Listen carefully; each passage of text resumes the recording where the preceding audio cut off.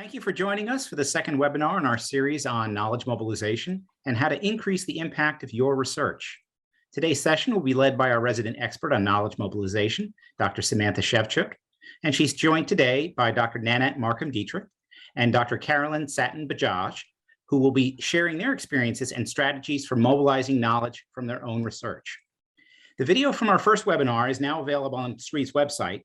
And next month, there'll be 2 additional webinars focused on actionability of research findings and also brokerage of research knowledge through intermediaries. I encourage all of you to attend those as well. And it's now my pleasure to turn things over to Dr. Shewchuk. It should be a great webinar. Thanks, everybody. Thanks so much for that introduction, Henry. So as Henry just mentioned, I'm Samantha Shewchuk. I specialize in knowledge mobilization efforts to address research practice gaps across the education sector. If you joined our first session on May 5th, you already know that I'm responsible for leading crew case studies on how research flows between the research, intermediary, and practice communities. In this workshop, we're going to focus on clarifying what exactly is knowledge mobilization. We're also going to provide tools and resources to support you in developing knowledge mobilization strategies. In addition, we're going to hear from 2 education researchers who Henry's just introduced, who are going to be using a variety of knowledge mobilization strategies to increase the impact of their research. But for our first order of business, I'd love for you to write any burning questions you have about knowledge mobilization into the chat. We're going to try and answer as many questions as we can today. While you're writing any questions you have into the chat, let's get a few housekeeping items out of the way. First, we're going to be using Zoom polls throughout the webinar to guide and bring you into the discussion. Second, you are welcome to put questions into the chat box at any time, and we're going to address as many as possible throughout the webinar. My colleague, Katie Tilley, will be moderating the chat, and if you have an urgent question that needs to be addressed immediately, Katie will interrupt me. Third, there's going to be a question and answer period at the end of today's session. If you would like to ask a question or make a comment, please use the raise your hand feature in Zoom. And finally, please remember to mute yourself when not speaking. So here's a brief overview of what we have planned for our next hour and a half together. After going over the agenda together, our knowledge mobilization experts are going to briefly introduce themselves. After which I'm going to spend about 25 minutes providing an overview of knowledge mobilization. And I'm also going to introduce a planning tool that researchers can use to guide the development of their knowledge mobilization plans. Our experts are then going to take over and describe their experiences engaging in knowledge mobilization efforts. After talking about their own personal strategies, I will be facilitating a discussion with our experts about how knowledge mobilization is being institutionalized within their own contexts. And then finally, at the end of the session, you're going to have a chance to engage with our experts through a question and answer period. So with the agenda out of the way, I'd like to introduce the first of our experts, Dr. Carolyn Sutton-Bajaj. Carolyn, would you please briefly introduce yourself to the group? Hi, thank you so much. I'm really thrilled to be here to talk a little bit about my work in New York City. So I'm an education policy researcher, and my work focuses mostly on immigrant families and their experiences, negotiating policies and the ways in which policies are or are not designed with the diverse populations in mind. So I'm excited to share some work from New York City and answer your questions and learn more about knowledge mobilization. Thanks so much, Carolyn. Our second knowledge mobilization expert joining us today is Dr. Nanette Dietrich. Nanette, could you please introduce yourself? Yes, I wanted to also say thank you so much for allowing me to be part of this webinar. As she said, my name is Nanette Dietrich, and I'm a professor of science education at Millersville University.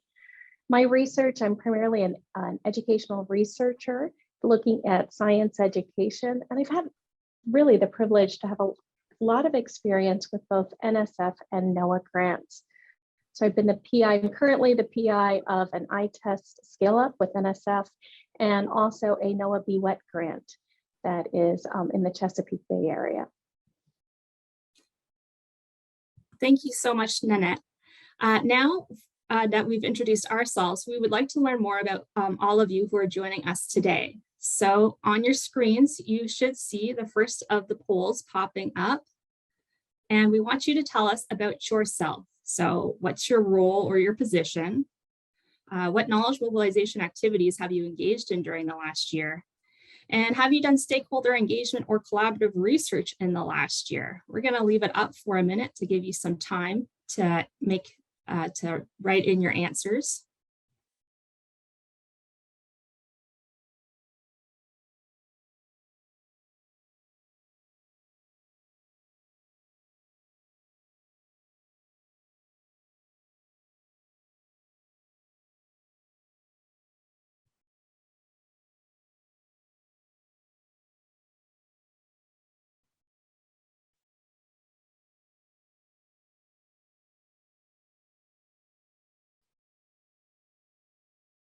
Give about 30 more seconds.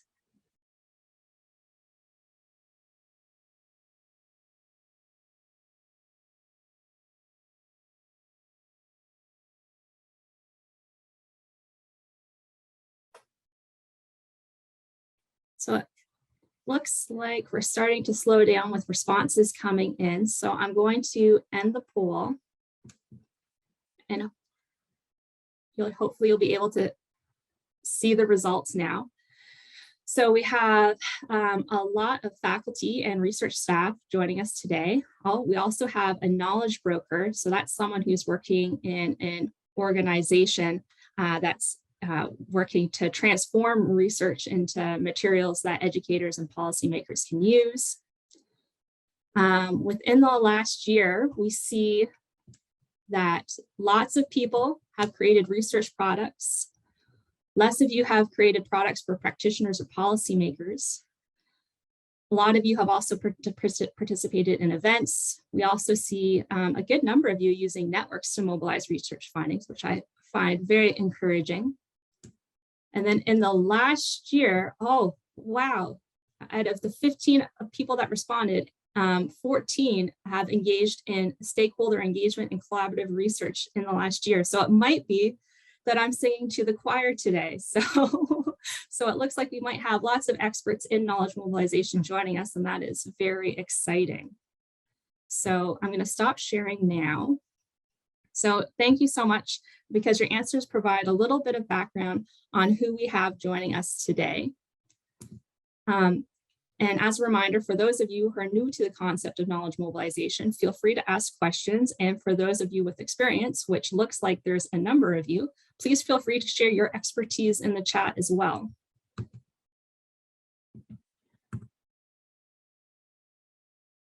So before we get into the nitty-gritty of defining knowledge mobilization, I want to show what it is by sharing two vignettes from our case studies. In both of these case studies, the researchers involved created professional development programs. However, they took different approaches for doing so.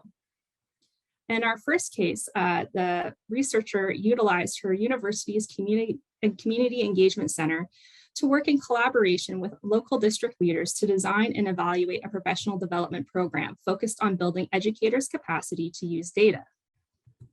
The researcher attended regular meetings with an inter-school district planning group. At these meetings, district leaders belonging to the group identified that capacity and data use was a key interest and problem that teachers within their districts were facing.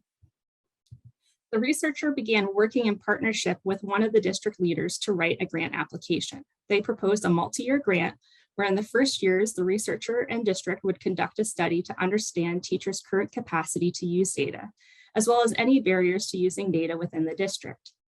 This information was then used to design a professional development program, and the program was then piloted within the district and evaluated. The researcher mobilized her findings in many ways. Of course, she published a traditional peer-reviewed journal article, but she also worked directly within her community to run the professional development program within multiple districts. In our second vignette, we focus on a teacher turned researcher. During their time as an educator, our researcher recognized that students with learning behavioral and other cognitive disabilities often grapple with learning subject-specific vocabulary. As an example, in our interview, they aptly pointed out that words like mitochondria aren't common terms used in everyday life. And building off of that, I had to ask my husband today how to pronounce the term, because I'm like, I only really ever see it read. So just adding to that it's not very common. As a researcher, they examined whether teachers in the field were using evidence-based practices to teach students these types of terms. Their study revealed that, like their own experiences as a teacher, other educators were similarly not aware of or using evidence-based practices to support students' vocabulary development. Building off this knowledge, the researcher developed an innovative intervention to support student vocabulary development. In addition, they created professional development to increase teachers' knowledge about these evidence-based practices and how to use the intervention in their own schools. The researcher conducted an evaluation of the professional development in order to refine, improve, and examine the effectiveness of the PD. So our case study researcher mobilized the findings from their research in several ways. Like in the first vignette, the researcher published the research findings into a peer-reviewed journal. However, their mobilization strategies went far past this initial step. They also wrote practitioner journal articles, presented at both research and practitioner conferences, posted practice-focused materials to websites so that educators can freely download intervention resources, and has worked with local intermediary organizations to provide professional development to teachers on how to use the resources with their own students. So in these vignettes that we pulled from CREW case study data, we see researchers engaging in a wide range of activities to facilitate the movement of their research more broadly into the research community, as well as into the practice community. In a nutshell, these researchers engaged in knowledge mobilization. At CREW, we define the term knowledge mobilization as a reciprocal and complementary flow and uptake of research knowledge between researchers, knowledge brokers, and knowledge users in such a way that may benefit users and create positive impacts both within and beyond academia. In the context of education, impacts may include improved teaching, learning, and equity outcomes. Knowledge mobilization can also be thought of as an umbrella term to encapsulate the wide range of activities that people and organizations engage in to help facilitate impact. However, there are many other terms that describe similar phenomena. So that brings us to our second poll of today. So I'd like to know what terms you use. And if you choose other, please consider putting the term you use into the chat so we know what it is.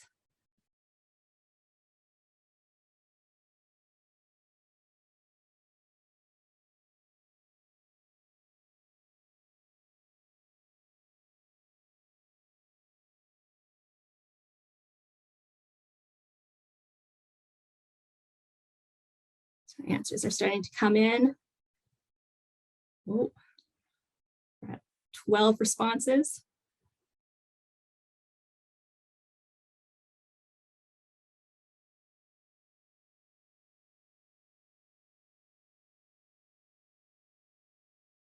Give 15 more seconds for anyone else that wants to put in their final response.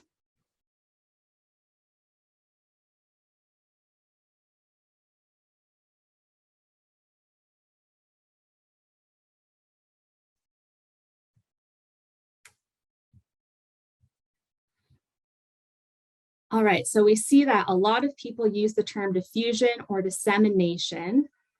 We actually also see one person use the term commercialization and technology transfer, which is interesting because that's a term that's commonly used in the business field.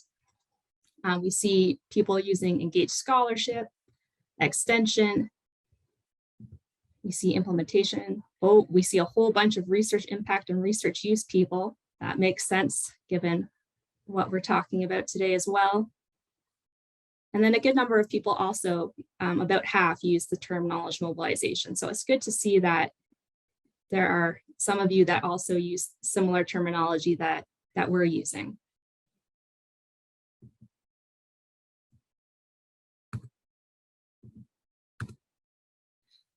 So a lot of researchers in the social sciences and humanities use the term knowledge mobilization, while knowledge translation is typically used in the health field.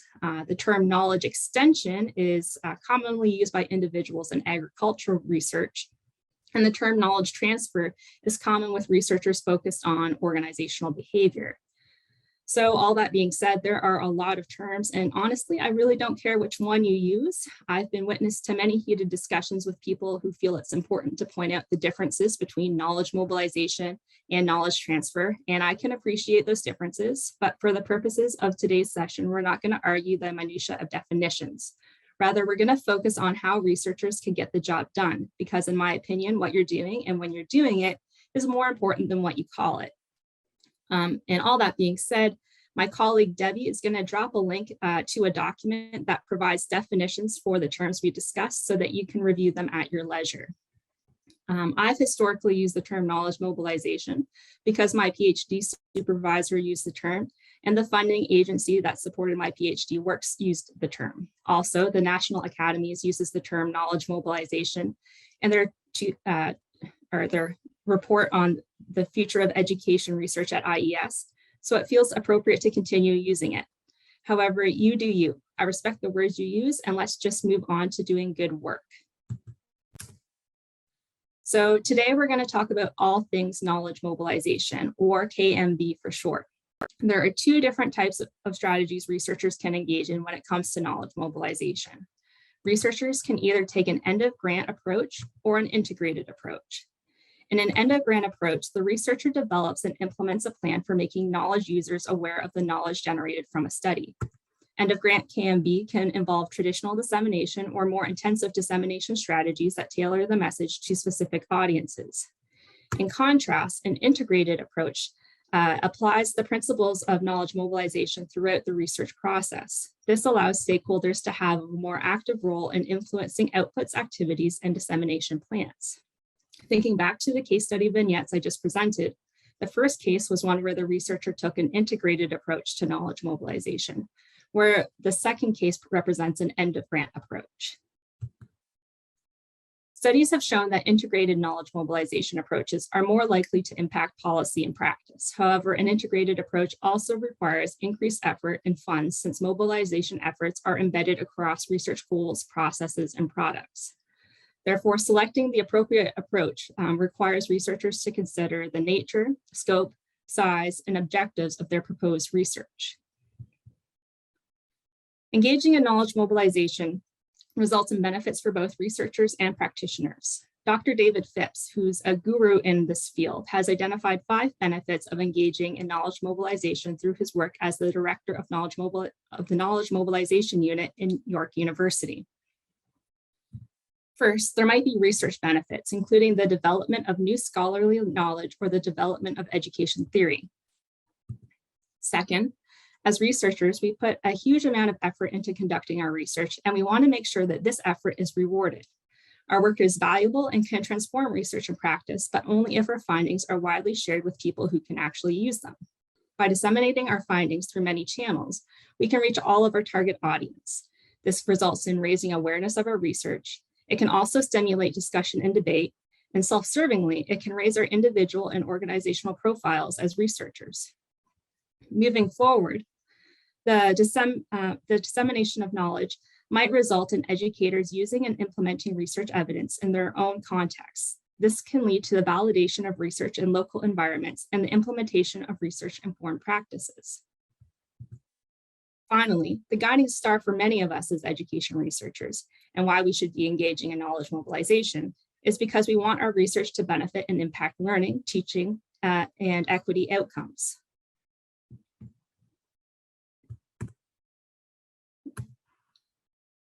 So if all those carrots weren't enough for you, if you want to, then you have to consider this. Funders are increasingly requiring funding proposals to include information on how researchers will engage in such efforts. So for our next poll, I'm interested in whether you had to develop a knowledge mobilization plan for your most recent grant application.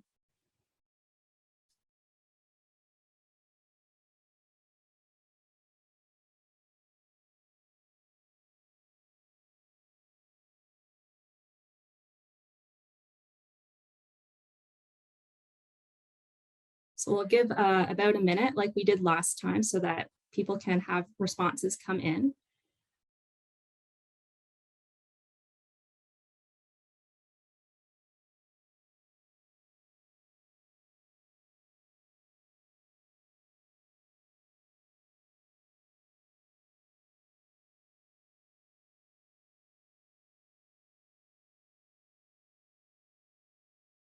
So I'll go for 20 more seconds, and then we'll close out the poll.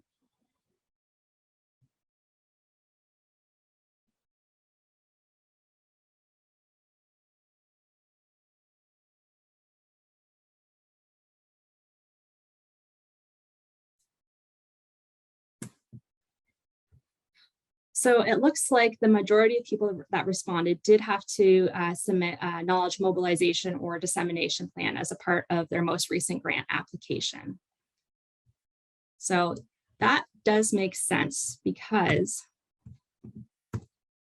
as fate would have it, two of the biggest funders of education research both require these types of plans to be submitted as part of applicants' grant proposals. Specifically, NSF requires applicants to present the broader impacts of their proposed project. The proposal and awards policy procedure guide further stipulates that applicants need to describe how the proposed project has the potential to benefit society and contribute to change. And also for the past several years, IES has also required grant applicants to submit a dissemination plan that includes members of the policy and practice community as primary audiences. Further, referring back again to the National Academy's report, we see direct language on the importance of knowledge mobilization. In addition, we see language that knowledge mobilization should be integrated into the work of researchers from the outset. Therefore, we can only expect these type of funding requirements to continue in the future. So that brings us to our last pool before we move forward in the webinar. And I'm interested in whether you knew about the National Academy's report prior to today.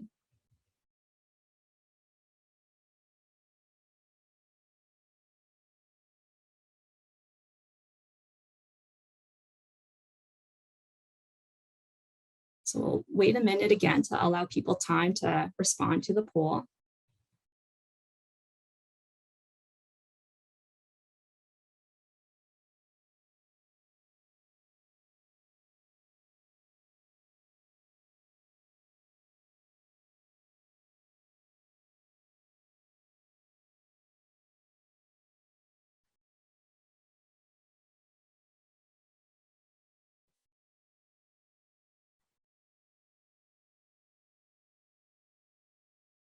It looks like we're stalling out here, so I'm going to end the poll early.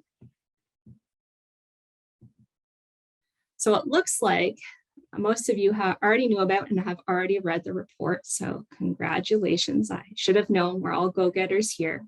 A few of you knew about the report but haven't yet read it, and then some of you didn't know about the report at all. So for those of you who haven't read it yet, please do. And I do believe my colleague Debbie has posted a link to the report in the chat, so you have easy access to it. It can make some great, like, easy nighttime or Friday afternoon reading.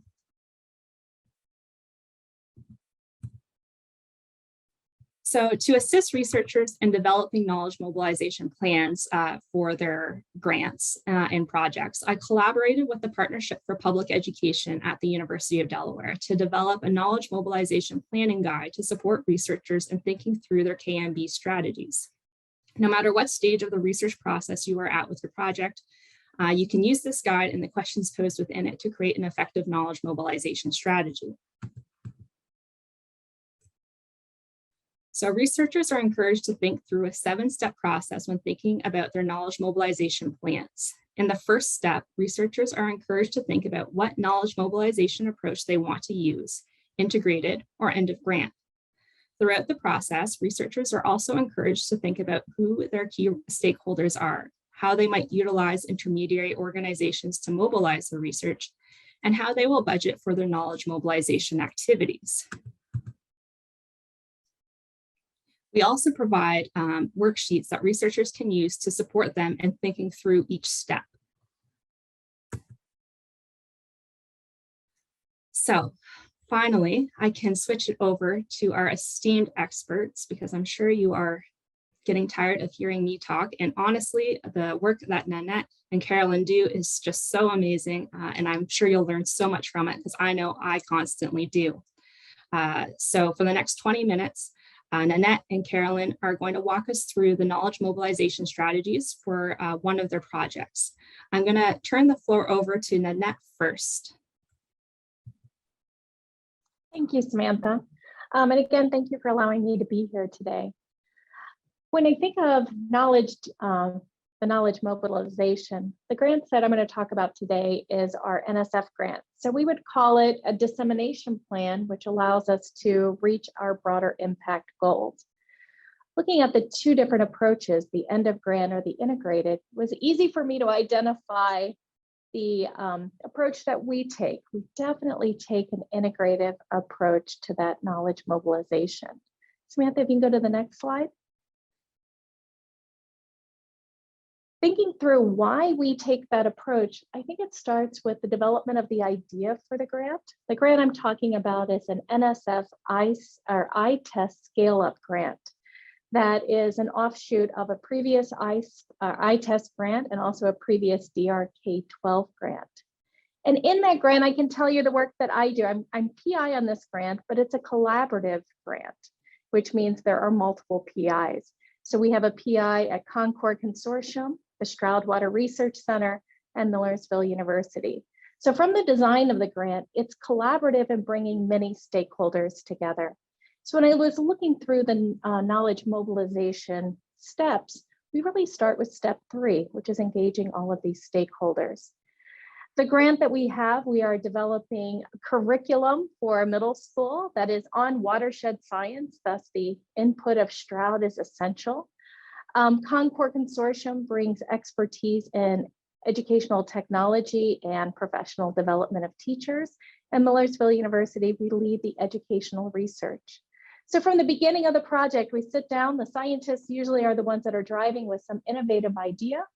The educational research, we look at what are the research questions that we can investigate, what are the gaps in the research, and how can we implement something in the classroom that is authentic science using the ideas of the scientists.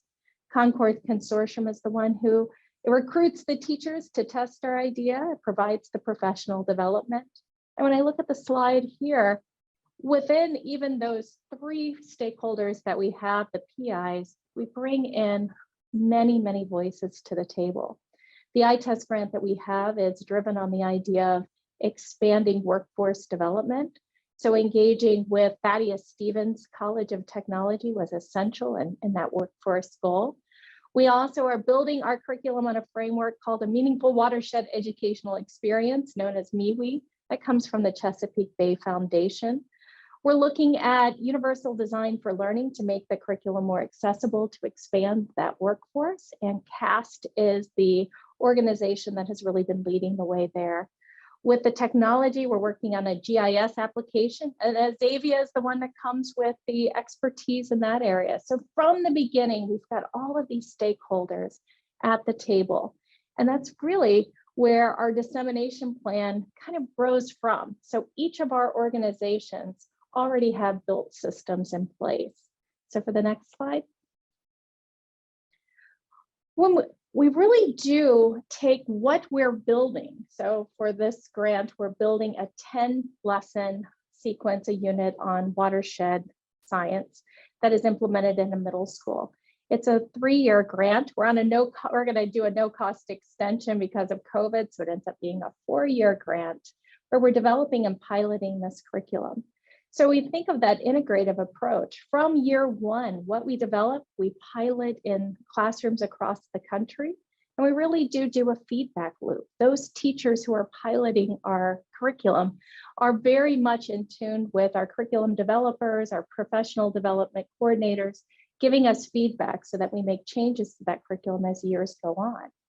But we also, every time we develop something, so during our last grant, it was difficult to get outside and to do some field work. So we had to create on the fly some simulations that allowed our students to identify macros in the stream as one and to do some chemical testing. So as soon as we developed it, we began to disseminate it to our schools across the country because we were all in great need of something innovative. But how do you do that dissemination in time and at a large scale? I can tell you that a project website is not going to be able to fulfill all of that need. So what we do instead is we take all of our stakeholders and use their already built systems to disseminate the work that we have.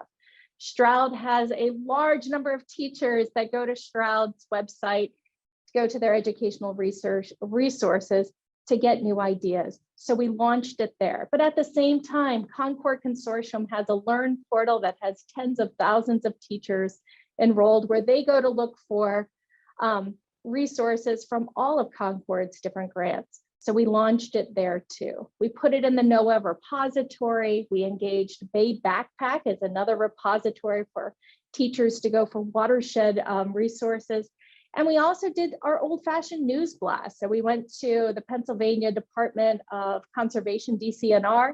They put it on their e-blast, as did all of our other organizations. So we very quickly tried to share as we develop to our stakeholder communities. At the same time, during especially this last grant with COVID, the special issues that happened there, we spent a lot of time writing at the same time as we are working. So within the last year, which was year 2 of our grant, we published in both the Science Teacher, the AMLE, so American Middle Level, it's the middle school journal, one that we don't normally publish in, but we wanted to get it out very quickly. The titles of our articles were things like Uncharted Waters, Murky Waters, all about things that we've learned from the experience of working in that time of social isolation and physical distancing. So we spend a lot of time concentrating on dissemination or knowledge mobilization, which really is for us at the heart of the work that we do. So NSF requires us, or really encourages us, to do the traditional journal articles. So we do that, but at the same time, using those built networks from our stakeholders, we engage in that knowledge mobilization in time as we're working. That also allows us to get feedback from those stakeholders, which we can act on because we're still within the time of the grant. So the feedback that we get from teachers is essential in us improving both the curriculum, but also the resources that we develop. So Samantha? Yes, thank you so much, Nanette. That was excellent. And you were speaking of the pandemic, and if I hear the word unprecedented time one more time, I might just lose it. So I really enjoyed what you spoke about, and using the existing dissemination infrastructure. It makes so much sense. And it's not something that we typically think about as researchers, but there are so many organizations that we can rely on to get out the word about our projects. So I'm glad that you brought that up. So we're going to move over now to Carolyn. Would you like to start? Also, we're doing great on time, so feel free to really go in depth. Great. Thank you so much. And what a perfect segue, Nanette, because I think that we use similar strategies, but also a lot of different ones. So I'm going to today talk about my work as part of a team. We call ourselves Team Choice. So this is me and Dr. Jennifer Jennings. At the time, we were all New York based. So I was at Seton Hall University in New Jersey. Jennifer Jennings was at NYU. Sarah Cahotis was still finishing her PhD at Harvard when we started, and then got a job at Teachers College. She's still there, so she's in New York. And Sean Corcoran, who was at NYU and now Vanderbilt. So we're all over. I'm now in Santa Barbara. But this, and different from Nanette, this was all privately funded. So we had funding from W.T. Grant Foundation, the Spencer Foundation, the Smith Richardson Foundation, and this was a multi-year informational intervention for high school choice in New York City. And so we did not have the some dissemination required at the grant, but that was not operating as powerfully in our work. However, like Nanette, we integrated dissemination, or knowledge mobilization is really how we approach this work. And I think working in policy with policymakers or with districts, if you need their permission to do the work. So even if I wouldn't call this a collaborative project with the New York City Department of Education, because we advanced the research questions and got their permission, but throughout the entire project, we were updating.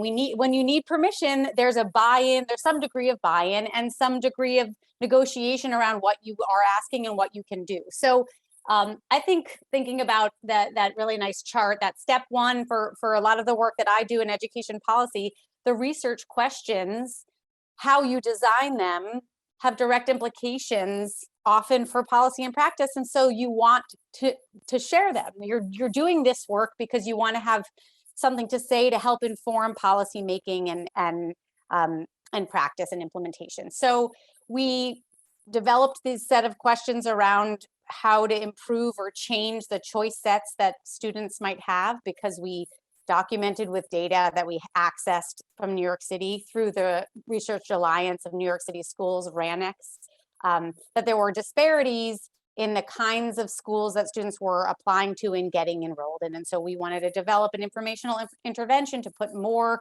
schools, a variety of schools that met a graduation rate threshold in front of students. So we needed permission because we were in 150 middle schools in New York City. And we had regular meetings with our, I'll call them partners, but not research collaborative partners, but district partners who were interested in what we were learning, who helped. They reviewed all of our interview protocols and survey questions and sometimes asked to add questions. They were really interested in our results. And I think I was saying to Samantha when we met before that one of the highlights, I think, of my career so far is getting invited by the Department of Education, where I actually worked before I got my PhD. So going back to Tweed Courthouse in New York City, when they were just developing new materials and they wanted our advice on what we think they should include and how they should pitch it. So we worked really well together with our district partners. And that was a really important part of our work. And we like to take some credit. They never gave it to us, but over the time of this multi-year intervention, they really changed the kind of information they were putting out, including developing a website that never existed and that we included in the third year of our experiment as part of the control condition that we asked about. So it was a really interesting way to work with district partners. I think sometimes, right now I'm doing work where I approach districts because I had some money and said, what do you want? And that's really collaborative. This wasn't as much, but both, I think, build in a meaningful way to disseminate work to at least one of the audiences that, as an education policy researcher, is most important for me. So that's the context. Just want to highlight some of the things that we did, and there are 4 of us that have different networks and different outlets, but this was our still up, our website that we would update with new publications, new resources. Oh, well, you can advance to the next slide. This is an example of a policy brief that we put out after we had the results of our first year of our intervention. So it was for the Research Alliance of New York City Schools, and they have a wide list of researchers and educators and policymakers who are interested and media who are interested in their work in New York City. They're the research partner, so they have a data sharing agreement with the DOE in New York, and because we were working with their data, they gave us a platform to do this. You can go to the next slide. A lot of the ways that we have shared our work is through media. So we wrote a letter to the editor. We did not choose that title because I would never have said disadvantaged in New York. However, there was a lot of coverage in New York City about high school admissions and school choice in general. So we wrote a response letter to something that we disagreed with or that we wanted to engage with. And so it was published in the New York Times. We've separately had op-eds and other media contributions. And then working papers and using some of these existing scholarly networks. So NBER, we've had 2 of our experimental results, two years of our study out as NBER working papers. And then the Annenberg Institute has this new series every Monday that you get updates with working papers. So that's a way that we've gotten our work out. But I think we've really used media as a way to share our work and engage with journalists and the public in a lot of ways, in education researchers and educators. We've also, in addition, we do blogs. We all have Twitter accounts that we advertise our work in different ways. We've done a variety of presentations, traditional conferences, but the New York City Department of Ed put on a conference and they invited us to be on a panel. Chalkbeat, the news source, had a panel and they invited one of us to share our work or to comment. We also, some other funders, we had another small grant related to this from New York City about students living and shelters and their choice experiences, and they invited us to be on panels for their grantees, many of whom are community-based organizations in New York. So we really try to use our different networks to leverage what we've learned from this deep work in New York and disseminate it to a variety of audiences. So I think that's one of the most meaningful things, like I'll say, is having, we always talk about as academics, we don't know if the 3 people who are going to read our journal article, even if we have more citations, we don't always know if they've fully read the article, but getting to reach folks through blogs or through Ed Week op-eds or through these other channels, for me, is one of the most rewarding. And hearing from students or teachers or school counselors that the work that we're doing really resonates, again, gives us motivation to continue doing this kind of work. So that's what I got. Thank you so much, Carolyn. That was really excellent. And I really love the approach that you take to knowledge mobilization and disseminating your work. And same with you, Nanette. I always learn so much when I listen to you speak. And so I want to turn now to how knowledge mobilization is being institutionalized within your own context, because as I think we're all aware, engaging in our own personal knowledge mobilization strategies, while helpful in supporting impact, can only get us a part of the way if we don't have a broader system in place that supports these types of efforts. So we're doing really, really great on time, actually. So I think we could probably spend the next 20 minutes or so focused on these 2 questions. So if we did maybe 5 minutes per question for each person, I think that will get us there, just so we are aware of timelines. So Nanette, I want to turn to you first.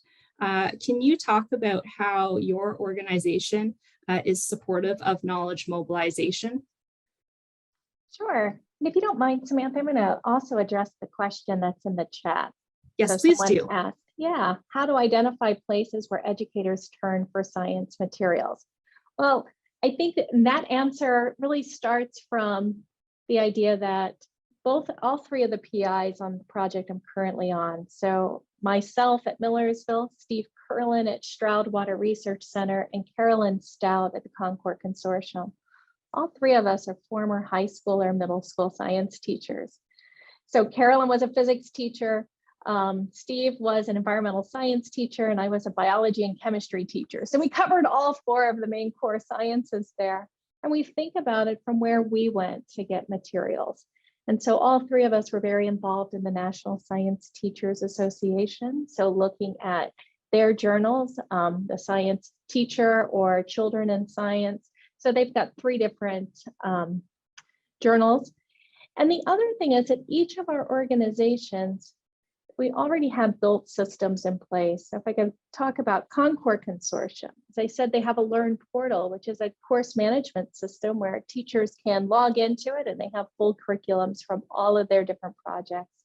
So if you've ever heard of Dragon Genetics, that's a Concord project where people would go to the Learn portal. They also do a blog, a weekly blog.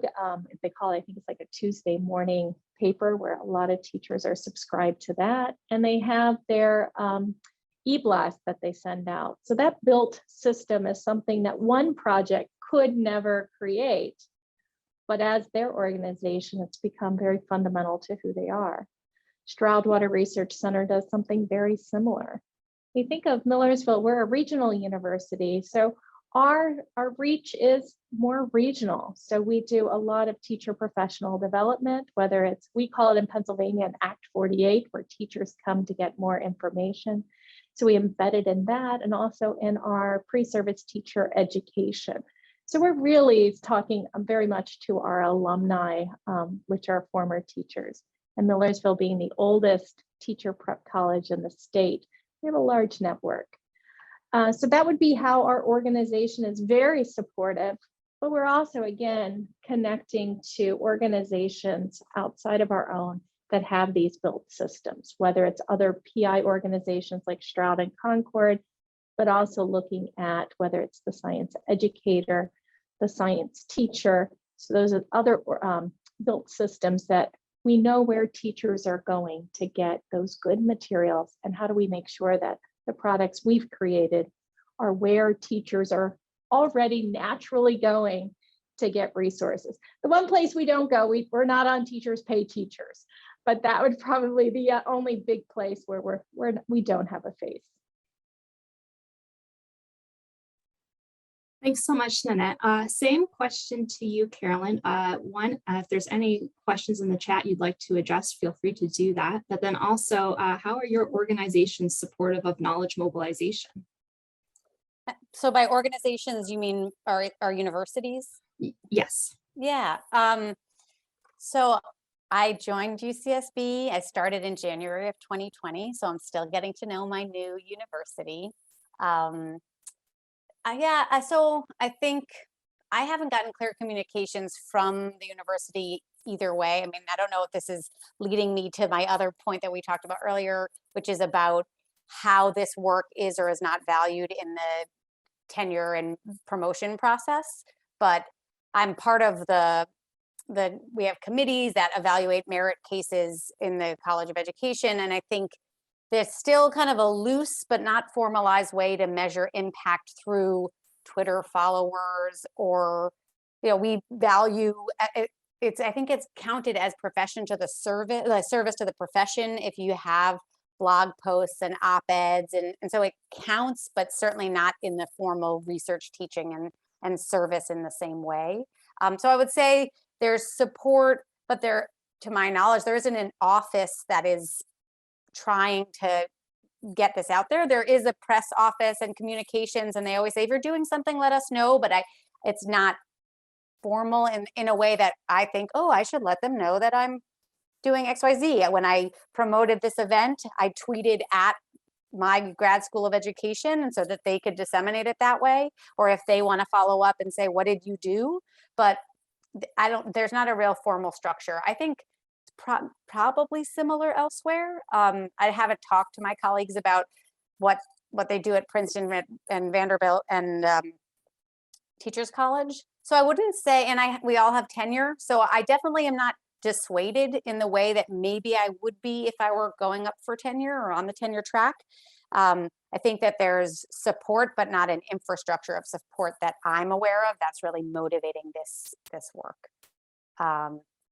But I think, there are people know who's doing more knowledge mobilization. In my classes, I teach an ed policy class, and I ask students to write an opinion piece. So I really build it in because, and I think we had discussed prior, I say prior when we were chatting earlier, about how many of us who do this work think about it as additive and not kind of another burden. So if you're writing a journal article, you also from that can peel off a 2-page brief and a 900-word op-ed or editorial. And so I think I'm trying to develop those skills in my students, and I think there are other colleagues who are doing that as well.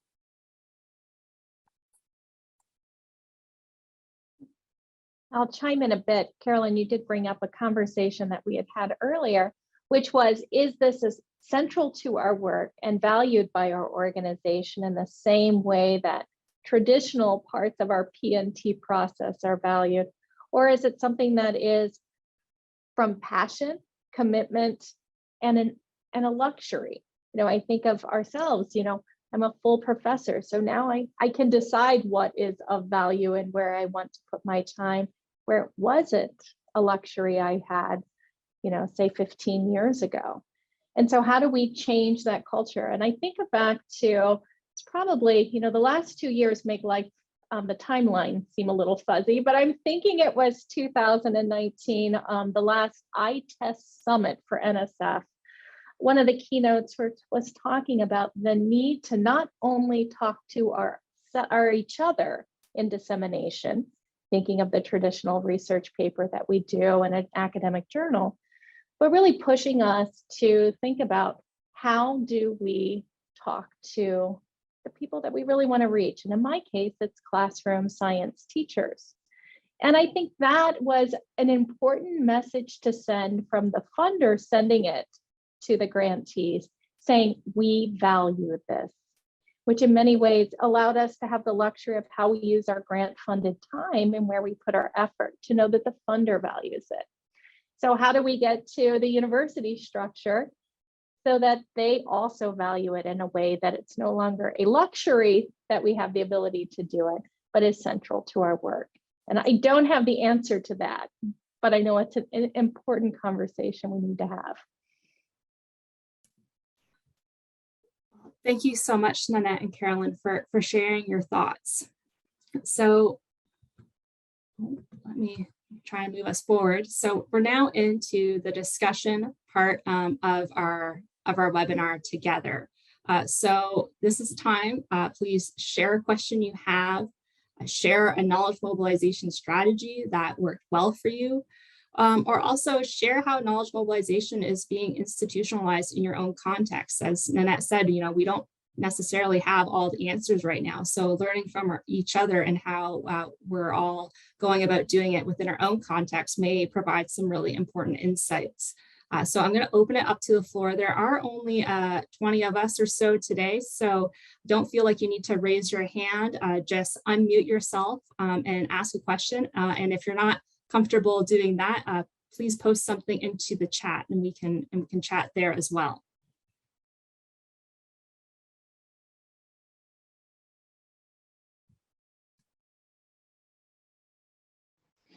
I could start here. My name's Thanks so much, Jim.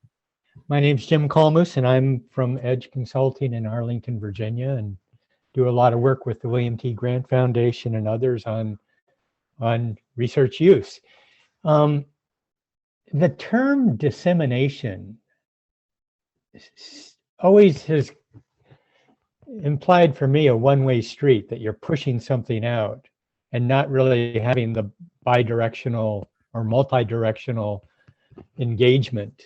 And so, but I see the use of the term dissemination in the same vein as mobilization, and to me it doesn't fit within the definition.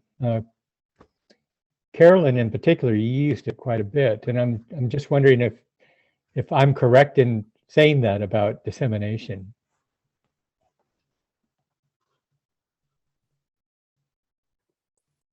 Is that a question for me? Yeah, I guess for everyone, basically. And so you want to understand how I think differently about knowledge mobilization and dissemination? Right. So I never used knowledge mobilization until this webinar. So I don't, I think about it as dissemination, which also implies kind of a one unidirectional, my sense is that word implies that, but when it comes in the form of a tweet or a public presentation, it feels like it's opening a conversation. I'm sharing this and soliciting reactions, more than a policy brief is more unidirectional, because unless people actively seek us out to give us feedback, and that has happened too, it's less, there are fewer avenues for communication. I don't necessarily see knowledge mobilization. It just feels clunky and jargony more to me, sorry Sam, than dissemination. So that's what I have tended to use. But I think about the actions, the activities as spreading the information and opening avenues of communication for a broader audience, who then will have other insights, and this sort of like iterative, okay, well that resonated, but you're really missing this, or like, if you're only speaking to very narrow bands of people, you're in an echo chamber. And so I think that another excellent way is to really see, is what I'm talking about resonating with the people who actually have to implement the choice policy, or are making the school choices, or are receiving our informational tool. So I think about it certainly as a way to engage in conversation. And Jim, I really liked your question, because I, like Carolyn, I didn't know the term knowledge mobilization until becoming part of this conversation, but it provided a word to describe what we were doing during the grant funding period. And I liked that, that integrative approach, because our grants are primarily developing curriculum. We do have pilot teachers, but our pilot teachers are not just piloting, but it really is a feedback loop. It's a conversation. We consider them, very much like a co-PI on the project. So eliciting their feedback, visiting their classroom while they're implementing, taking their voice and making changes for the next year when we pilot the curriculum yet again. So they've become important partners, but at the same time as going to those practitioner conferences throughout the grant, and we're presenting the work and getting that wonderful feedback and questions and being able to facilitate that. I kind of call it a feedback loop. We're learning from each other. The teachers are informing us, we're making changes and providing another product and continuing that engagement. But once the grant is finished and the curriculum has been done, I think it is more one way. It's where we're sharing that final product that was the product of that feedback loop. Thanks so much for that, Nanette. Oh, sorry, I interrupted you, Liz. No, it's okay. I was just going to sneak in and say, one of the challenges, and Samantha brought this up earlier, is the language, right? And so, both our featured knowledge mobilizers are like, I don't really do knowledge mobilization, which just, it sort of highlights the problem, right? So we, to Carolyn's point, we've been using the word dissemination to cover all manner of sins, right? Like every kind of thing we do falls under this big language of dissemination, which I think prevents us from being able to articulate, to Nanette's point, that our approaches to that work can be very different. And knowledge mobilization is a very different kind of dissemination than what some of us might call more traditional academic, right, dissemination. And so we could get really bogged down in the hierarchy of the words, but now I think the value of having knowledge mobilization as a term, even though it really is jargony. We've had conversations with lots of people who are like, no, that's not what I do, right? That it does help us clarify what kind of dissemination or what kind of engagement we're doing, as opposed to talking about like engagement or dissemination. I think and I think one of the goals of this workshop is to sort of advance that as a sort of framework for us to be thinking about. I didn't raise my hand like Henry, so Henry can. So having been a reviewer, won a number of IES grants. I've been a reviewer for IES for many years. I've seen lots and lots of, I forget which appendix it is, but yeah, it's an appendix, your dissemination plan. And the vast majority of researchers that are applying for IES funding, they see it as an end of study activity. It's not integrated. And it's, that suggests they're thinking about knowledge mobilization as a one-way, like, let's find out what we're going to learn, and then we get it out there somehow, right? And there may be strategies that are targeting different audiences, but it's definitely not what we might see in a more integrated approach in collaborative research. But I would argue that knowledge mobilization, as I put in the chat, I think it can go both ways, because you can mobilize knowledge to inform the questions that are asked or the nature of, what the priorities should be in a research project. And it can also influence the design of a research study. We see that often in collaborative research, specifically and especially in research practice partnerships, where the questions themselves are co-constructed. And personally, I'd like to see more of that going on. I want to see more researchers start to think about schools and districts as partners rather than participants or sites. That's,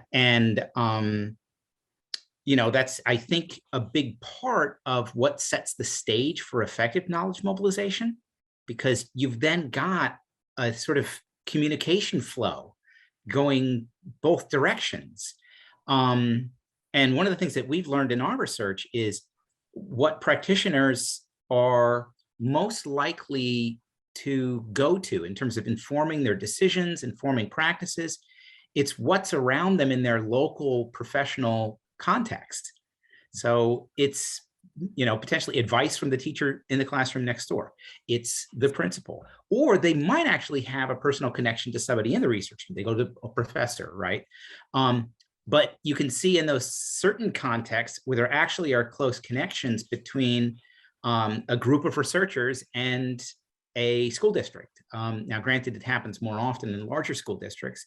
The Chicago Consortium is a fantastic example that's existed for many decades now. But it's something that I think is it's difficult to scale, but I think it's not impossible.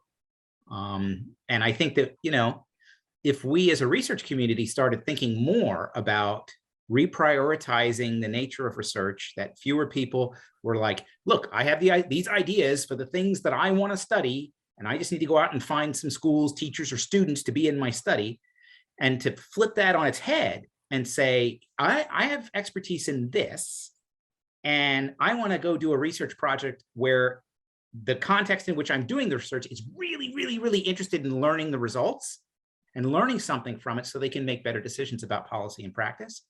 That's a different mindset. And I'm not sure how quickly or whether we can move in that direction, but I'd like to see it happen. Thanks so much, Henry. And I thought I was able to head us off at the past over in-depth conversations about definitions at the front end, but I know as researchers, we cannot avoid it. I shouldn't have even tried. I want to focus also on, and thank you, Jim, so much for bringing up that question, because it did provide such an insightful and engaging dialogue between all of us. I want you to, if you have another question, share it.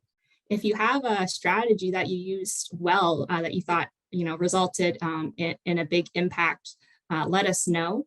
Also, share how knowledge mobilization is being institutionalized within your own context. Is your university doing something pretty unique that you don't think is happening in a lot of universities? So, for example, Liz is in charge of the PPE at the University of Delaware, and it's a community engagement initiative. And I'm not sure if there are a lot of those across universities, and I think it's pretty unique. So is there someone that can speak to if they have a similar thing in their context? And Liz, maybe you can jump in while we have someone thinking and let us know about PPE. Sure. The Partnership for Public Education is under our Community Engagement Initiative. And we have multiple partnerships under that initiative, under the Community Engagement Initiative. And the Partnership for Public Education functions a little bit different. We're all sort of doing different things. But the piece that we are doing is largely knowledge mobilization work. So we have an advisory board, for example, that consists of members of the university and members of the public education system that help us set our agenda. They help us understand the key issues in the state. We try and match that to the research and expertise we have at the university, and to bring those two together. And we do that, I would say, one of the ways we do that is sort of by doing an environmental scan. What are the needs? What are the opportunities? Who are the actors in that space? How can we connect to them? Do we have relationships that we can leverage?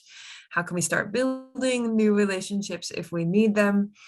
So a great example is we did this collaborative design work in collaboration with the center that we're representing right now, and funded by the Gates Foundation, where we brought researchers, educators, and communication designers together to develop a set of resources. And one of those resources is around using social justice texts in quad text instruction in secondary English language arts. Now, if you don't do ELA work, that makes no sense, but it's a really great toolkit. And we've reached out, we're working with the Department of Education to get that toolkit integrated into the high quality instructional materials that they have identified for implementation across the state, right? So we're working on really understanding that work. So from an institutional perspective, now we can't do it for every faculty member and every research project, right? Not everything is going to work that way.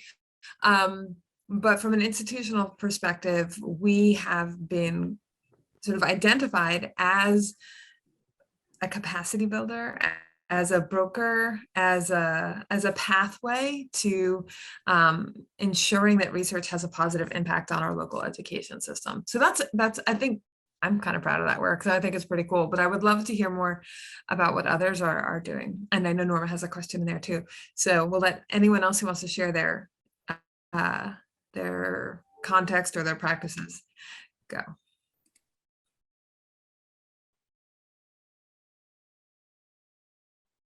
Elizabeth, from a university standpoint, one of the things that we've been doing is taking what we're learning from our research and embedding it into our pre-service teacher coursework.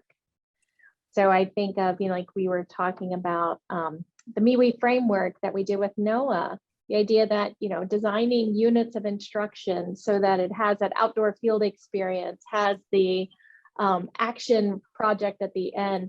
We've embedded it into our courses where students are designing units of instruction that are based on the research that we've done and the frameworks, which really has given us, that ability to inform both our teaching as faculty members and also to be able to disseminate our, knowledge brokerage out to the next generation of teachers. If we truly believe in the work that we're doing, then we're going to want to have our next generation of teachers to be able to have that knowledge and understanding and skill set. Thanks so much, Nanette. So switching gears a little bit, there was a question that popped up in the chat from Monica, and I want to pose this to everyone here today. Do you monitor use or the access of materials that are a part of your knowledge mobilization? So I know personally, we're at the start of another grant that I'm working on with Liz, and we're putting together an evaluation plan right now. And a part of that plan is going to be focused on making sure that we're monitoring the use of any materials that come out of that grant. And so that might look like things like social media metrics, that might be web traffic records. So looking at the number of downloads. Also, it could be even a bit more intensive where if someone wants to download the resource, which will be freely available, that we'll ask them to put in some contact information. So perhaps we could follow up with them at a later point in time to ask about whether or not they've used it. So there are ways that we are monitoring the use or the access of materials. Nanette, Carolyn, what are some ways that you monitor use? Well, one of the things, again, what is required by our funders really drives a lot of that decision making. So we do very carefully track the different presentations that we do from all of our stakeholders, our teachers presenting on the project, our, is my graduate students, or is Stroud, is Concords. We do keep a really careful log of that and how many people came to each presentation. So we keep those metrics.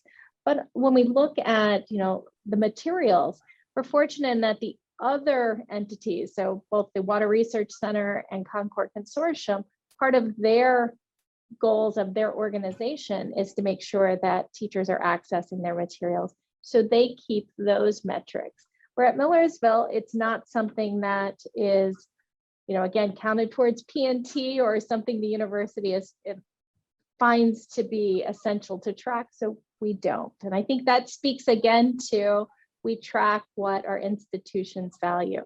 We're fortunate in our grants that the other institutions, those informal science entities, they do value it. So they track it much more closely than as a university we do. Similar, I would say a lot of similar, the funders certainly ask about presentations and products that have come out. With our actual intervention, the first year it was a paper list of 30 schools and that we delivered in person to students. And then in the second year of the intervention, there were websites so we could track hits on the different websites and new accounts that were created to be able to be part of the interactive tool. That's more like study metrics, but it is some measure of who's touching our stuff. But yeah, we don't have other formal ways to really measure other than what we're doing and the responses that we're getting from our public facing work. Thanks so much. So now I see in the chat that Normal Ming is bringing us back to some definitions. And so she put in the chat, I'm wondering if we might borrow from health sciences in distinguishing between dissemination and implementation. While dissemination tends to emphasize breadth, implementation may emphasize depth. That also carries implications for who is best positioned and trusted to do each of those. For example, networks to disseminate, long-term partners to support implementation.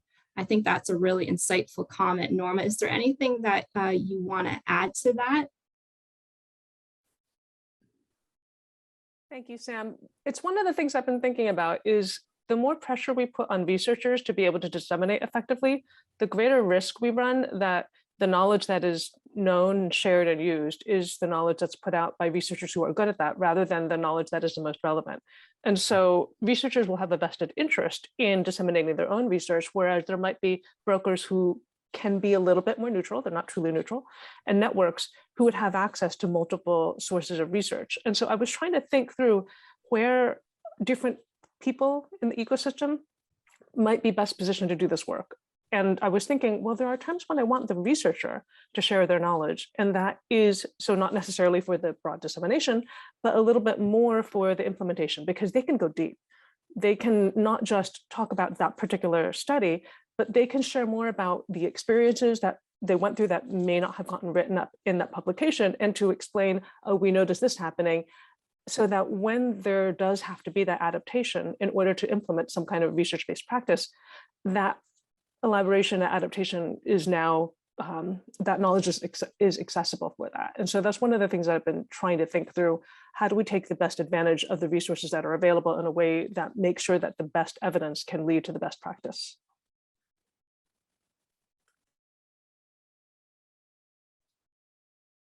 Henry, I see you're unmuted. Did you want to say something? I just happened to stay off mute, Oh, but okay. I've got no kids home this afternoon, so it's quiet. Ooh. One thing that I was actually thinking that I wanted to throw out there, but I didn't want to, like, it wasn't directly related to the current conversation. It's related, but tangential. There's a bunch of people on the webinar who have engaged in collaborative research with schools and districts. And I'm curious to hear from just anybody who would like to speak up, and or I can just like call on people and go into instructor mode, right?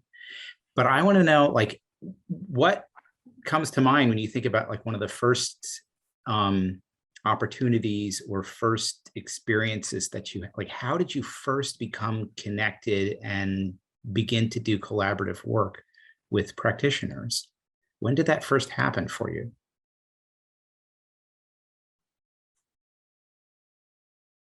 I mean, I can sort of kick it out. I did work in studying whole school reform years ago, but most of my connection was with the program developers, understanding what they were doing within their interventions, and the schools and teachers and students, they were sites, right? I do remember having very early in my career conversations with folks in state departments of education or district offices and trying to convince them to participate in randomized evaluations of interventions. I remember in particular, there was one associate state secretary who, when I pitched the idea to him, he was like, there is no district superintendent in the entire state that would agree to do that, because if they did, they'd be out of a job the next election cycle. So yeah, I mean, for the first, I don't know, 10 years or so of my career post-PhD, like the connections with the practice community were relatively weak. It wasn't until I went to UD and started working closely with the staff in the Delaware Department of Education and actually going to them and saying, okay, we've got this line of funding for research that is intended to inform policy decisions at the state level. What do you want us to do? And so instead of me going to a practitioner and saying, I want to do a study on this, will you agree to do this? We totally flipped it on its head, said, we're here to be basically your free research firm. What do you want us to do? And they became our clients. And it totally changed the dynamic of the type of research that we did. That said, the things that we get grant funding for are often those things where you've got to come up with the idea ahead of time and the design ahead of time. Although I will say my most recent IES grant is a collaboration with DOE where the questions were formed with DOE. Anybody else? Who else out there wants to talk about their experience in connecting with practitioners or give advice as to how, if you were to give advice to somebody who wants to connect with practitioners but doesn't yet know how, what could they do? In our project, we're dealing with teachers in, we've dealt with teachers in 8 different states in our 3 grants. And so being able to, it's easy for me to recruit teachers from my area because they know me and there's that personal relationship.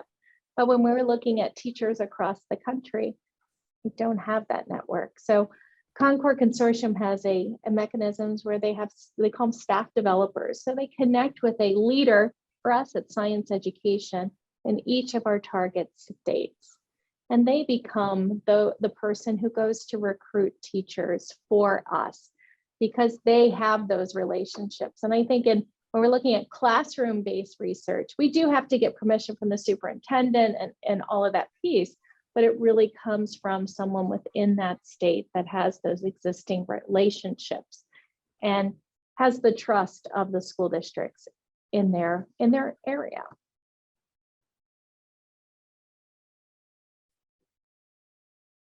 Thanks so much, Nanette. We've got a pretty quiet group as Henry's, oh, Carolyn, go. No, I just, if there isn't more to add to this conversation, I do think that Norma said a few really important things that I'd be interested in people talking about. And it's almost like technically, how do we get, who's our audience where other experts that are non-research experts will be consulted? Like, and at what point of which process, with a quick little Google stock, Norma, I think you're really well positioned because you are working do you still work at this at San Francisco? Yeah. I was like, that name sounds very familiar. So in some ways I don't know if you're making decisions about particular policies or interventions or programs, but you're the kind of folks who are making these choices. And so under what are the structures or what are the procedures for the combined or multiple sources of expertise to be brought to bear for decisions? Like, do you see that happening, or what would need to be in place? Like, who is the gatekeeper for the non-research experts not getting a platform? I just thought that was a really important thing that you said, and I'm interested in figuring out, like, so what do we do about it? I don't know the short answer to that. So when Henry said, does anybody want to give advice to researchers who would like to engage in partnering? I thought, I don't think we have enough hours or days in the next 15 minutes to say that. And I feel the same way in answer to your question. I don't know the short answer to this, I'm so sorry. I don't make decisions. My office doesn't make decisions about the policies, but we absolutely inform them, however, implicitly or intentionally or not, in that we do share evidence of multiple forms across multiple places. And so that is definitely an opportunity that we have to inform other decision makers. In terms of identifying researchers, so I'm thinking about something Nanette had been saying. I agree with the value of having a trusted network like the Concord Consortium. They have the relationship, and there are other networks that do this as well, to I don't want to call it recruiting, but that is often the form it takes, to share an idea for prospective research and to ask other people they want to participate. The thing that I'm wondering about is how much do they need to vet the researcher? Because I don't necessarily have the time to get to know all of those prospective researchers to find out, do we truly understand each other, share values? Are we really going to be able to work together? I need that network leader to be able to do that. But now that network leader needs to be a node where they connect in both directions. They need to know all of these practice partners. They need to know all these researchers so that they do not inadvertently connect a practice partner with a research partner who does not work out in the end, because obviously then that erodes trust in a variety of ways. So I'm sorry, I'm not exactly answering your question, Carolyn, but it's one of many issues that comes up for us as we engage in this work. Well, and I would just say, like, and I don't know if this is, if you mean a different sort of level of stakeholder or partner, but in our work, especially because I'm a qualitative researcher, we interviewed 80 school counselors across the city to learn about what they do and then how they used our tools. And so I don't know if that's the kind of that level of actor that you're interested in their experience with a particular intervention, which is still comes from the researchers having collected those data, but that's some of the ways that, at least in this particular study, we interviewed school counselors and then parents and students who use the tool. And that, yeah, but that's one way, at least we try to make sure it's not just us in and out, but like what's the experience like of the people who are receiving or are already doing this work, and we're trying to be additive to it. But I don't know if we were as successful as we could have been in sharing those results to the DOE, the New York City Department of Ed folks in the Office of Enrollment, or how interested they were in that necessarily. I think there's a lot more in-depth brokering that is needed than perhaps the whole system has the capacity for. And that's something that I think we are all struggling with. All very, very good points. And that lack of capacity in terms of brokering is actually a key theme that comes up in the brokering report. We did backward tracking case studies to show how research flowed into through research, intermediary, and practice communities. And really, it was serendipitous in a lot of ways. And it leads us to think that there really isn't like a decent infrastructure when it comes to these brokerage spaces, and that we need to develop that more. So if you are in the mood to read 100+ pages of a report, or maybe just the executive summary, I encourage you to check out that brokerage paper. Liz has just linked to it in the chat. There are some beautiful visuals in there. I spent many hours staring at them, and I still do sometimes. One of my proudest accomplishments, which is, I don't know if that's sad or, but you know how we can be as researchers. So that being said, is there any final questions before we move on to the last couple of slides? We're still got a few minutes, but if we're feeling like we're at the tail end of our Q&A period, I'm happy to move us forward.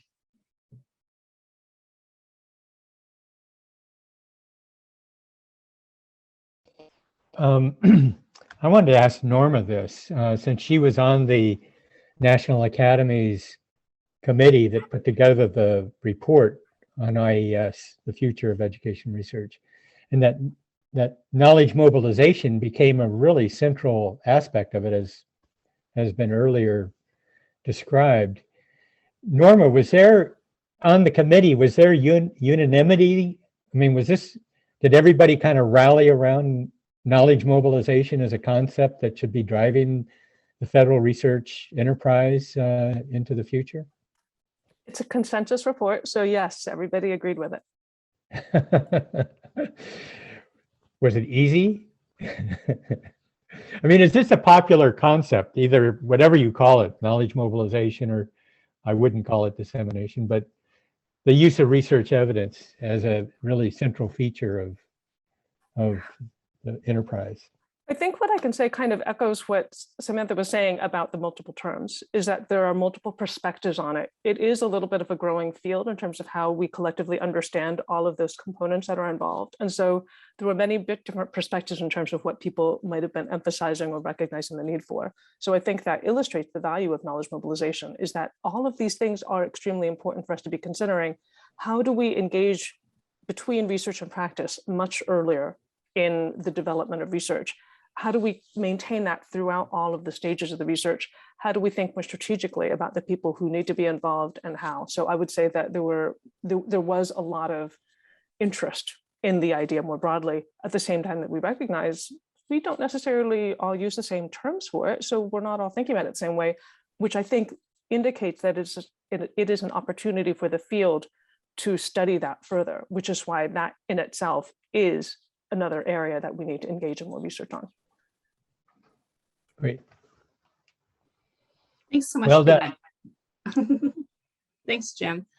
So Joel put in the chat, I'm wondering if anyone has any examples, thoughts, or stories related to how they deal with or think through ethical challenges that may arise in their brokering work. And now, Joel, since you put it in the chat, I'm going to ask the question straight directly back at you. Do you have any thoughts or stories related to ethical challenges in brokering? Because we would love to hear them. Yeah, I guess, yeah, it's something I've been thinking about more and more, and kind of selfishly asking because I've been, reading literature, trying to see what's out there. And I'm feeling like there's kind of a gap out there in terms of really thinking through ethical challenges. Just one example being, let's say you're trying to persuade someone to implement a program. Maybe that requires you to go beyond what the research says and bring in some emotions, bring in some stories, et cetera, and maybe make some logical leaps to do that. That would just be one example of what an ethical challenge might look like. I think there's probably many more, but yeah, just wondering how people think about that. I've got one I've been struggling with for the past month or so. So 10 years ago, I started as the PI for the external evaluation of the impact of reading recovery under its I3 scale up. So we did a randomized trial, and short-term impacts were large and positive. That aligned with prior research on reading recovery. But one of the things that we built into that original I3 study was a parallel study in an equivalent sample of schools, where instead of doing random assignment, where the control group eventually got the intervention during the second half of the school year, so you couldn't follow anybody longitudinally to look at long-term effects. In the other schools, though, we implemented a regression discontinuity design. So the kids that were above the threshold, they never got reading recovery. So we had this perpetual control group, we could follow them longitudinally. So we ended up getting an IES grant to collect that follow-up data, and we finished the follow-up data collection in 2019. And just last month, we presented results at AERA. And a little bit about reading recovery that some folks may know or may not know is that there's a lot of folks that like reading recovery, and there's a lot of folks that are very vocal opponents of reading recovery because they argue it doesn't include enough explicit phonics instruction. The nutshell conclusion of our presentation last month is that the long-term impacts are significant and negative.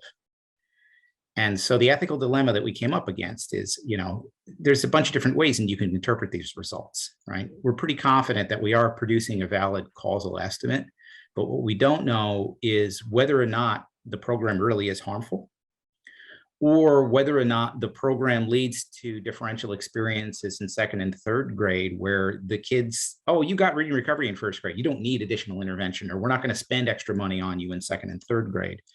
And so depending on who's looking at the results, they're going to look at it in a different lens. They're either going to blame the intervention's harmful.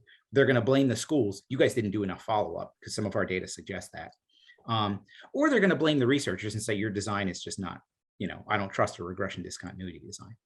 And so the real ethical dilemma that we've been struggling with is, how do we get this message out there in a way that ensures that the media and other brokers are less likely to spin it and more likely to, to confirm that there are multiple explanations here. And that really just was a matter of who we talked to, hammering the three big points, right? And making sure that when we did agree to go on the record with somebody, that that there was enough of an opportunity to get that out there, that we can't blame the intervention, even though that's what most people might be thinking right off the bat. We don't know for sure. So, that's one of the things that we've been struggling with as an example. But trying to maintain that independent lens and not become, an advocacy group, if you will, right? We're just the data folks. That was also the sort of persona we were trying to maintain. But it's depending on, who's tweeting, who's responding, or who you're talking to, they're going to bring their own biases to the table, and that's going to color how they interpret the results. Thanks so much for that, Henry. So we're basically out of time. So before we all head off, I want to offer some suggestions on what you can do next to support your own knowledge mobilization journeys. So first, I encourage you to continue speaking with us offline. You should be able to find all of our emails. So if you would like to follow us on Twitter or send us an email, please do that. Also, I encourage you to use the Knowledge Mobilization Planning Guide to inform your own work. And if you haven't already read the National Academy's report, I encourage you to do so. Finally, your own institutions may have a knowledge mobilization unit that can support you, similar to PPE at the University of Delaware. So check out and see if a unit exists, as they may be able to support you with knowledge mobilization planning or with establishing partnerships with local education and community organizations. Finally, please remember to register for our upcoming workshops. As Henry mentioned in the beginning of our webinar today, our upcoming sessions, we're going to focus on how we can meet the needs of educators and how we can leverage intermediary organizations to support our knowledge mobilization practices. You can learn more and register for our upcoming workshops by visiting the SRI website. And finally, SRI will be sending out a brief survey, and so please complete it and let us know what you thought of today's presentation. Nanette and Carolyn, thank you so much for your time today. I always learn so much from the both of you. Thank you, thank you, thank you. And to everyone that contributed to our discussion, either in the chat or verbally, thank you to you as well. And here is our contact, or my contact information, as well as crew. I hope you all have a great afternoon, and we'll speak soon. See you later. Thanks, everybody.